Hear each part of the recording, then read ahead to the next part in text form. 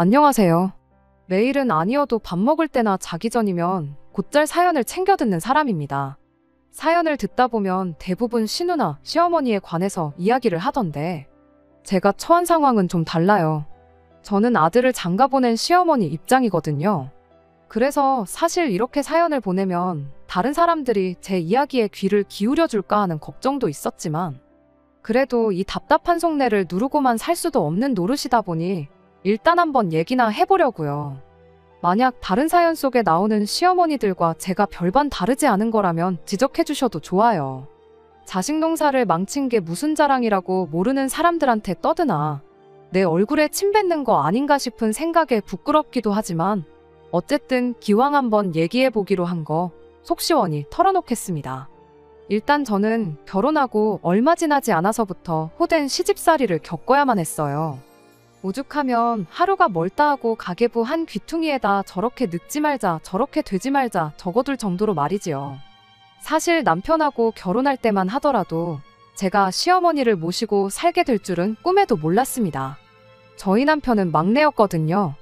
게다가 결혼할 때 시댁으로부터 못 딱히 받은 것도 없었지요.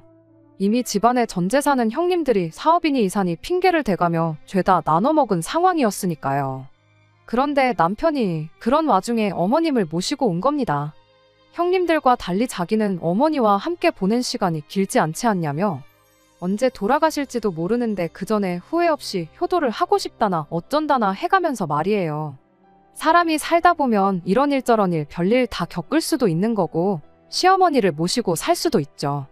그런데 문제는 저희 시어머니가 정말 보통이 아니셨어요. 그리고 이미 아주버님이나 형님은 그런 시어머니를 실컷 겪었으니 모시고는 못 산다고 버티고 있었던 건데 그걸 저는 정말 몰랐네요. 참고로 혹시나 제가 못 모신다고 나서면 안 되니까 남편을 포함한 모든 시댁 식구들이 시어머니에 관해서라면 제 앞에서 입도 뻥끗 안 했다는 걸 나중에서야 알게 됐는데 어찌나 황당하던지. 아무튼 그러니 제 입장에선 귀띔조차 해주는 사람도 없지. 게다가 제가 시집 왔을 때만 하더라도 이혼은 상상도 못할 일이었거든요. 그러니 한마디로 이러나 저러나 저한테는 선택권이 없었지요. 그런데 황당하게도 효도니 뭐니 해가며 멋대로 어머님을 모시고 왔던 남편은 얼마 못 가 시어머니에 관한 일이라면 저한테 전부 떠넘기기 시작했어요. 자기는 바깥일을 하니까 집안일은 제 몫이라면서요. 게다가 나중에 알게 된 게 자기는 시어머니를 위해 한 것도 없으면서 아주버님이나 형님한테는 어지간히 생색을 냈던 모양입니다. 그리고 그런 동생이 안쓰러워서 그랬는지 생색이 듣기 싫어서 그랬는진 몰라도 아주버님이랑 형님이 한동안 매달 얼마씩 돈을 챙겨줬었나 본데 정작 시어머니 수발이란 수발은 다 들던 저한테는 10원 하나 온 적이 없어요. 그리고 이제 와서 말이지만 아들 딸들도 두 손 두 발 다 들고 나가떨어진 상황에서 아무리 며느리라지만 피 한 방울 안 섞인 남인 제가 시어머니의 수족이 되어드렸는데 왜 그렇게 저한테 모질게 잡아먹지 못해 안달이셨을까요? 남편이 상의도 없이 시어머니를 모시고 왔을 때 절대로 못 모신다고 어떻게든 버텼어야 했는데 자식들한테 다 외면당한 시어머니가 불쌍하단 마음에 거기까진 생각 못하고 이렇게 된 거 어쩔 수 없다며 아무 문제 삼지 않았던 제 잘못이겠죠.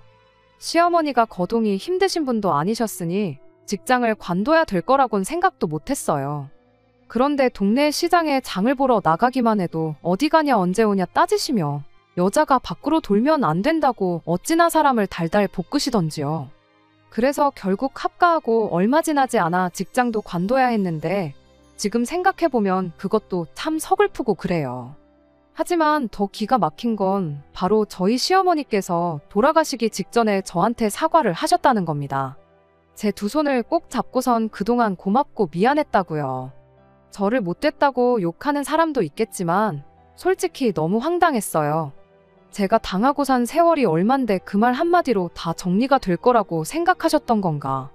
시어머니 마음은 편해지셨을지 몰라도 저는 그 말 한마디 들었다는 이유로 원망도 못하고 어쩌라는 건지.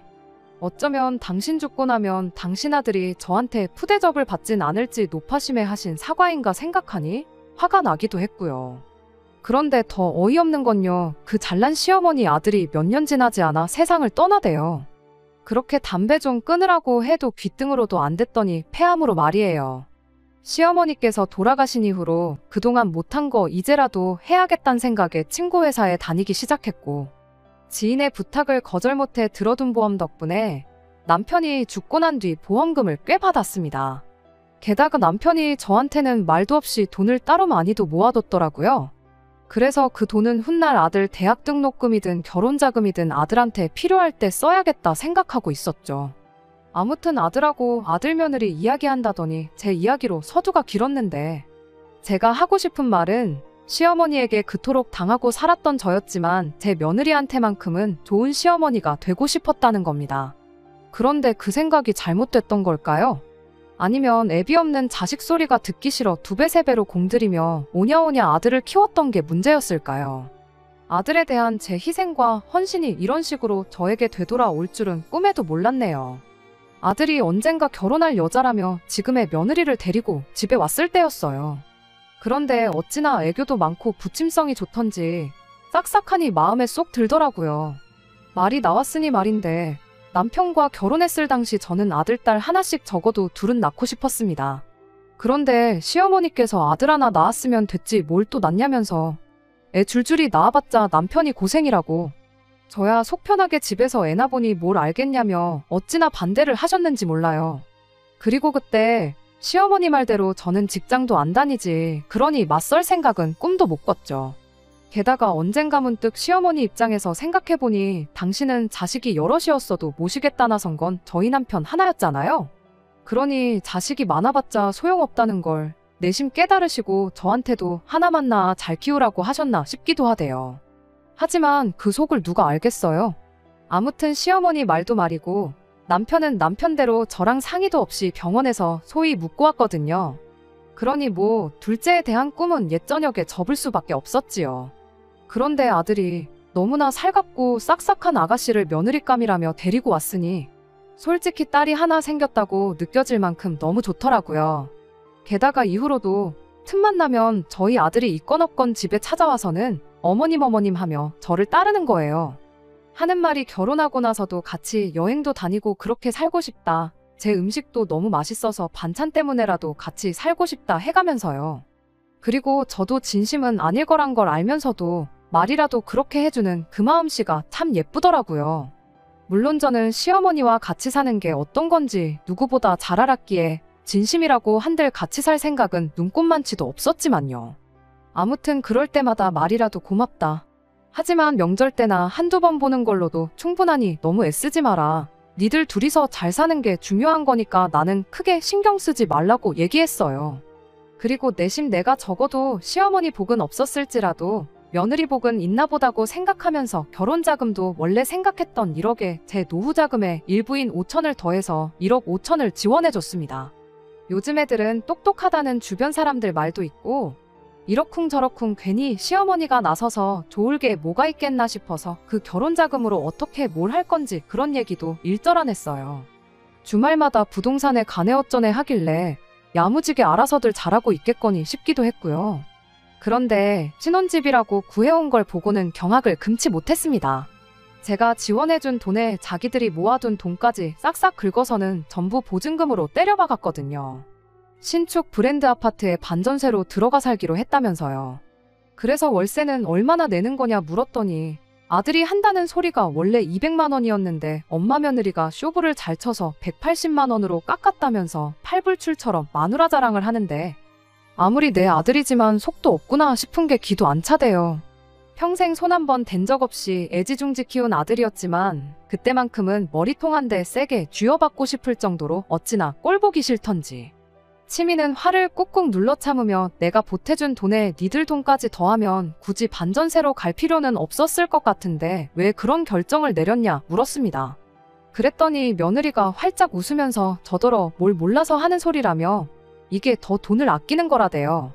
대출이자 나가는 거나 월세 내는 거나 거기서 거긴데 그럼 기왕이면 새 아파트에서 사는 게 맞는 거 아니냐면서요.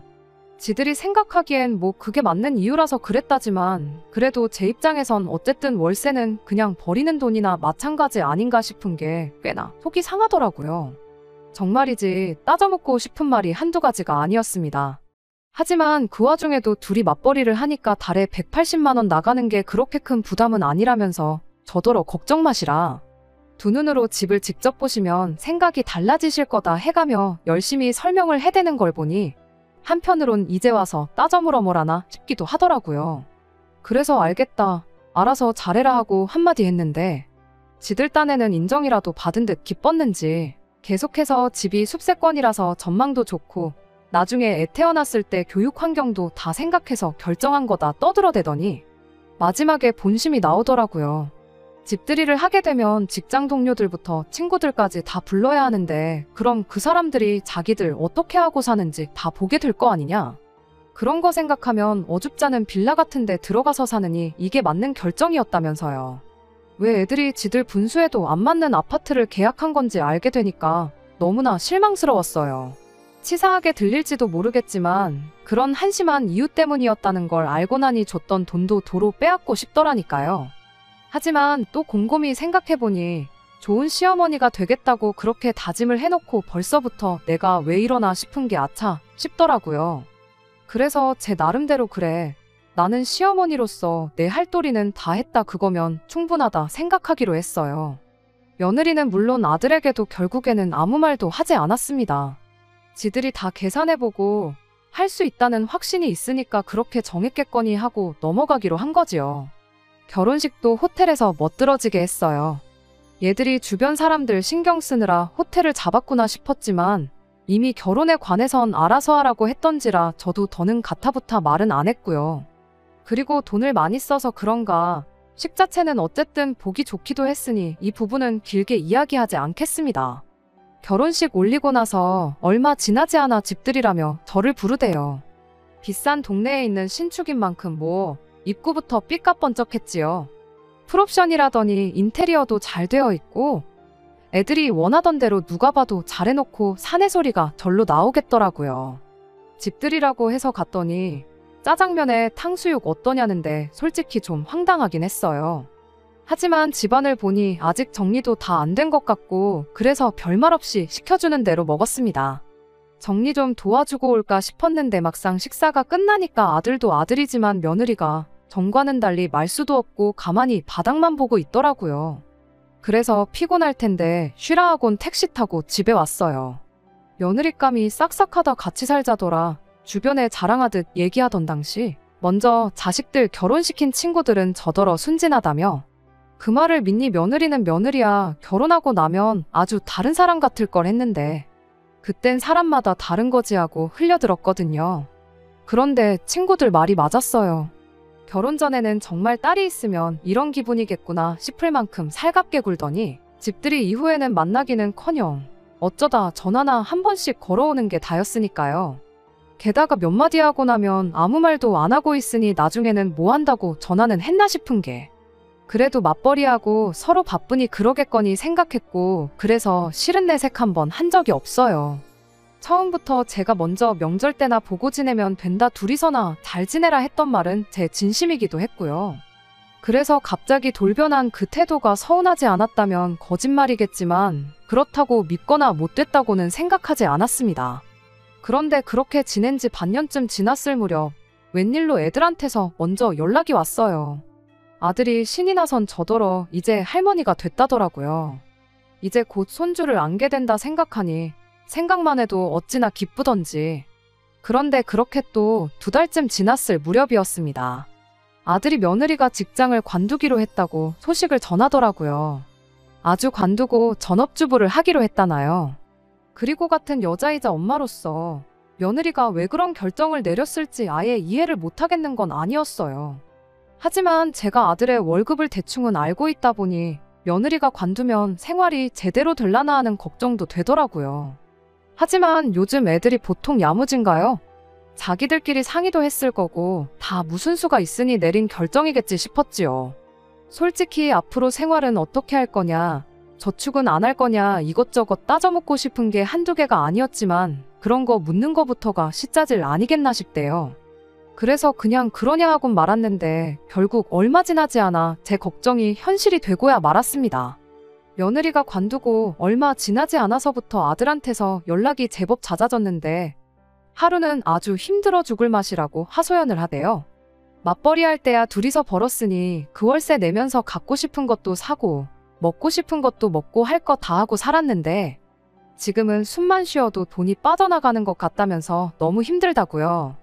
월세 관리비까지 내고 나면 남는 건 거의 없는데 며느리는 집에서 계속 뭘 그렇게 사나른다며. 그래서 신용카드에 마통에 정신없어 죽겠다는데 내 아들 며느리지만 이렇게 될 줄 몰랐나 싶은 게 한심하기도 하고 한편으론 시짜지라는 시어머니라는 소리를 듣더라도 할 말은 했어야 하나 후회가 되기도 하고. 하지만 이미 벌어진 일을 후회해서 뭐 하겠어요. 막말로 임신한 며느리한테 직장 다시 다녀라 할 수도 없고 괜히 이 상황에 내가 말 한마디 잘못하면 평생 아들 며느리 가슴에 상처될까 싶어서 그냥 아들만 다독여주고 말았네요. 그런데 아들은 제 다독임만 바란 건 아니었던 모양입니다. 하루는 모처럼 엄마 밥이 먹고 싶다 하더니 집에 혼자 찾아왔으니까요. 그래서 평소 아들이 좋아하던 음식 한 상 차려 저녁을 먹였습니다. 그리고는 식사가 끝나갈 무렵에서야 정말 밥만 먹으러 온 거냐고 슬쩍 떠봤어요. 그랬더니 저더러 좀 도와달랍니다. 돈 좀 해달라고요. 도와달라니 도와주고 싶어도 돈이 있어야 도와주지. 결혼할 때 노후 자금까지 털어서 1억 5천 해준 거 잘 알면서 왜 그러니? 하지만 아들은 막무가내였어요. 내 아들이지만 원래 이렇게 뻔뻔했나 싶을 만큼 자식이 힘든데 그럼 그냥 보고만 계실 거냐며 따져댔거든요. 아들은 아버지를 닮는다더니 지 마음대로 결정을 내려놓고 뒤처리는 못하는 게 쏙 빼닮았구나 싶대요. 아무튼 엄마 상황 뻔히 아는 녀석이 도대체 왜 이러냐, 왜 이렇게 억지를 쓰냐 재차 물었습니다. 그랬더니 한숨을 푹 내쉬면서 며느리랑 얘기를 해봤는데 며느리가 아파트 아니면 절대 안 된다고 했답니다. 빌라 같은 데는 살아본 적도 없고 남보기 부끄럽다면서요. 그래서 저는 솔직히 어이가 없으면서도 한편으로는 그 반전세 보증금으로 갈 수 있는 아파트는 구하기 쉽지도 않을 테니 이제라도 같이 제 집에서 살게 해달라는 건가 싶었거든요. 그런데 아들이 반전세 보증금을 돌려받으면 그 돈을 저한테 주겠답니다. 저더러 그 돈으로 집을 구하래요. 그리고 지금 제가 살고 있는 제 아파트를 자기 명의로 달라는데 기가 막혔죠. 하지만 아들은 그런 저는 안중에도 없는지 계속해서 저는 혼잔데 굳이 방 3개짜리 아파트에 살 이유가 있냐고. 혼자 살면서 괜히 큰 집 쓸고 닦고 하느라 고생할 필요도 없으니 저한테도 좋은 거라고요. 듣는 내내 어이가 없었지만 어쩌겠어요. 다른 사람 부탁도 아니고 자식이 부탁하는데 자식 이기는 부모 없다고 그렇게 하기로 했습니다. 당장 증여해주면 세금도 나오고 하는데 그럴 여력은 안 되다 보니 아들에게는 제 집을 전세 주는 걸로 했고 저는 아들네 반전세 보증금으로 따로 집을 구하기로 했지요. 이제 와서 말이지만 집 구할 때도 꽤나 마음이 상했어요. 원래 살던 동네가 저에겐 익숙하기도 했고 마침 가까운 곳에 적당한 집이 있어서 거길 계약하려고 했었거든요. 나중에 며느리가 애 낳고 하면 옆에서 뭐 하나라도 도와줄 수 있겠다는 생각도 있었고요. 그런데 아들이 하는 말이 저 볼 낯이 없어서 그렇다며 다른 동네로 집을 구하시면 안 되겠냐입니다. 저도 한 동네에서 따로 살다 보면 자기들한테 서운해할 수도 있다면서. 말이야 그럴듯했지만 한마디로 지 와이프 불편해할 것 같으니 신경 쓰지 않아도 될 만큼 멀리 떨어져 살아달라는 얘기였지요. 생각할수록 기가 막히고 서운한 마음도 컸지만 이번에도 아들 뜻에 따라주기로 했습니다. 다만 저도 직장과 너무 멀리는 갈 수 없다 보니 직장을 기준으로 오가기 편한 곳을 찾다가 언니네 집에 들어가기로 했네요. 언니가 자식들 다 결혼시키고 형부랑 둘이 지내고 있었는데 형부는 형부대로 취미도 많고 바쁜 사람이라 꽤나 적적해했거든요. 다만 언니가 전후 상황을 알게 되면 무슨 말을 할지 뻔했기 때문에 따로 설명은 하지 않고 제가 제 발로 집 애들한테 양보해준 걸로 대충 둘러대고 말았습니다.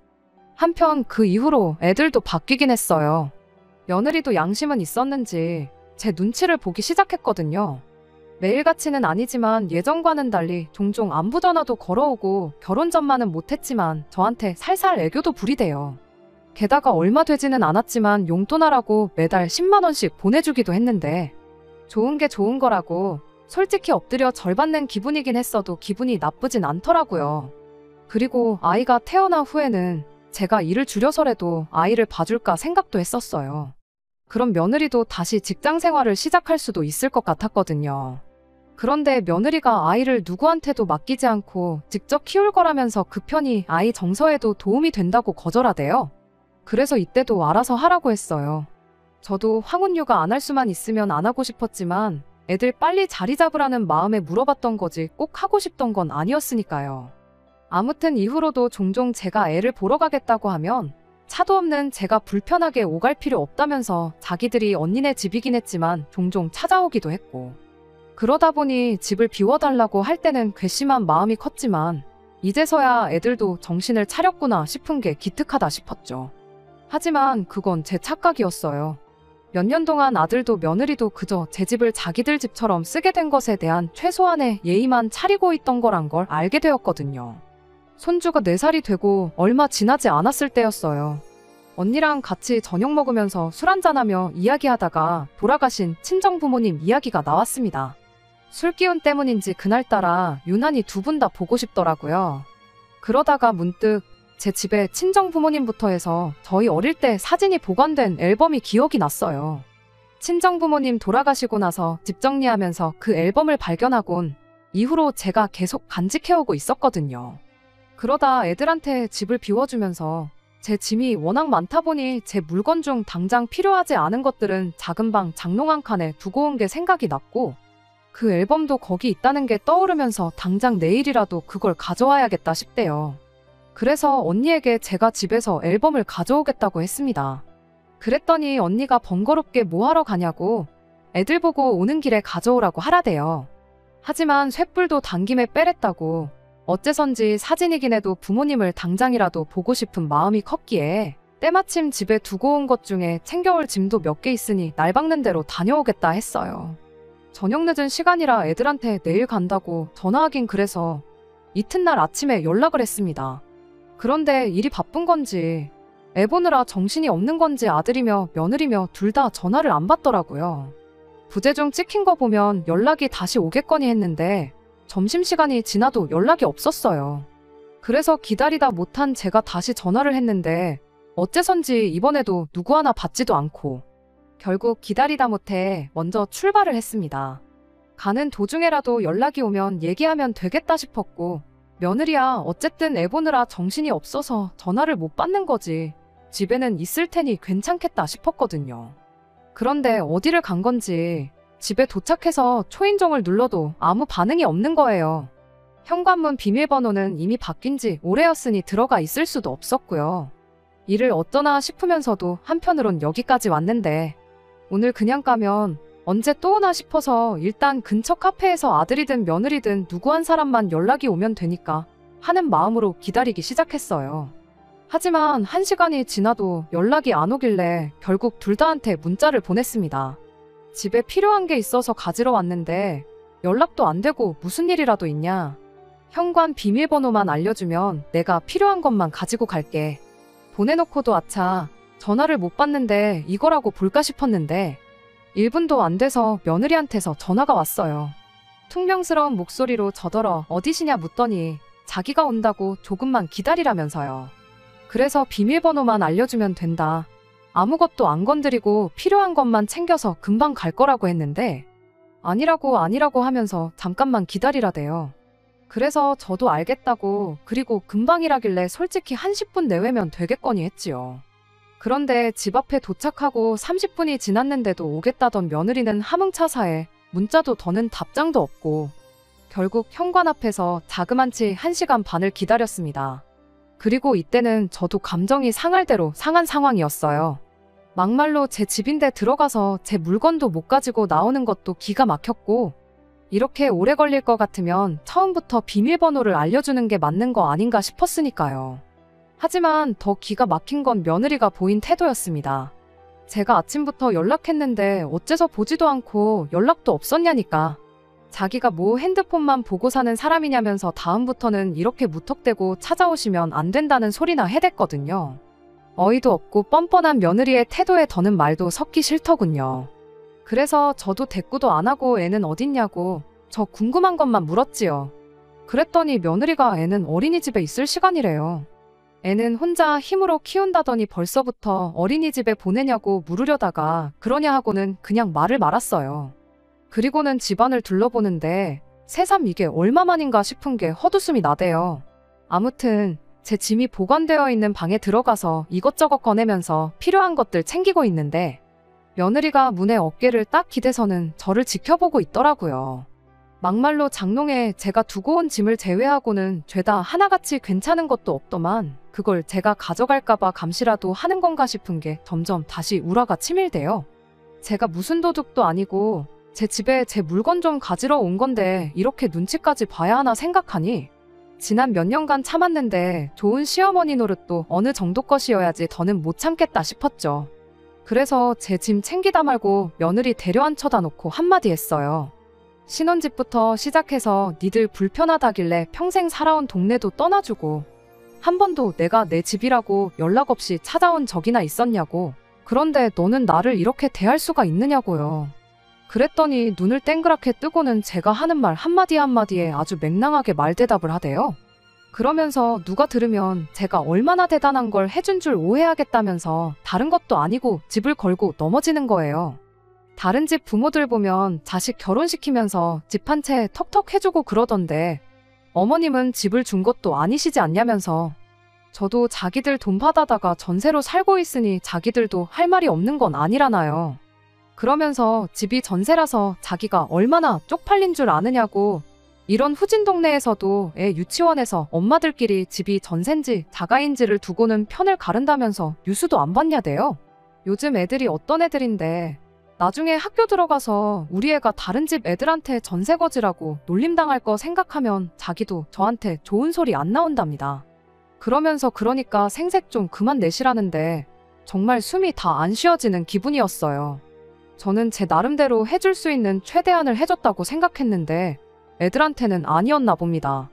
그리고 한편으론 내 며느리한테는 좋은 시어머니가 되겠다던 내 다짐은 둘째쳐도 내가 내 아들보다 어린 며느리랑 말싸움이나 하고 앉아있는 현실이 기도 안 찼고요.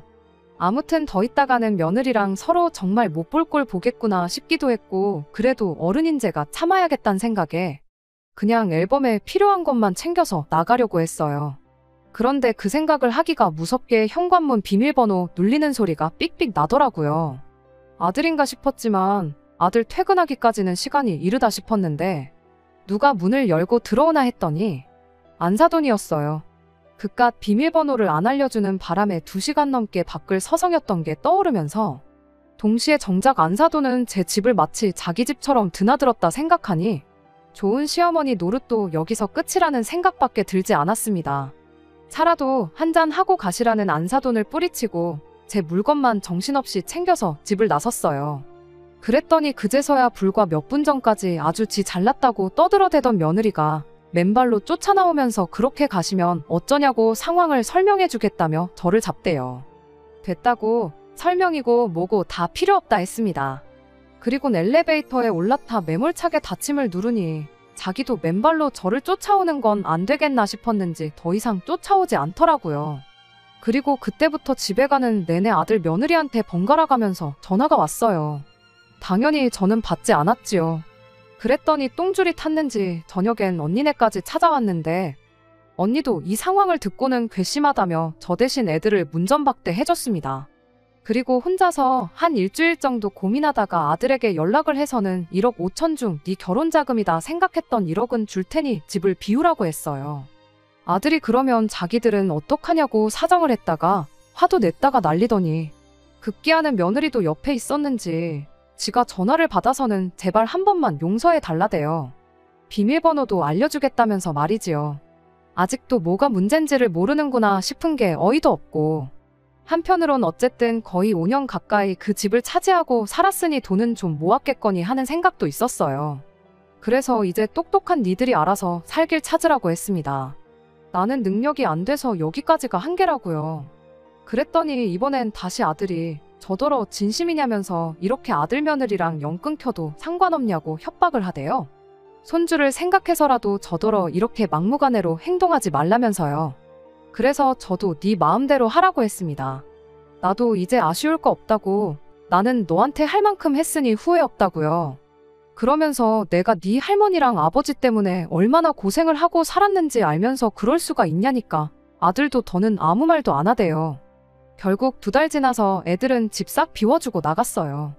1억으로 어디를 가서 어떻게 사냐고 며느리가 아들더러 이번 일 해결 못하면 이혼이네 어쩌네 그런 소리도 했나 보던데 결국 동네 변두리 빌라로 이사를 한 모양이 돼요. 며느리 쪽에서는 자식들 살라고 집까지 비워주지는 않았나 보더라고요. 그 뒤로 애들한테 따로 연락 온 적은 한 번도 없습니다. 연 끊고 살게 될 수도 있다더니 진짜 그럴 생각인가 봐요.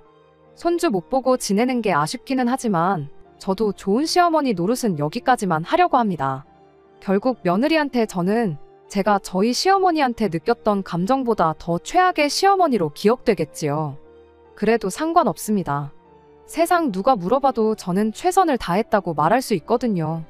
한편 다른 건 몰라도 하나만 낳아서 잘 키우라는 소리에 둘째 안 가진 게 참 후회가 되네요.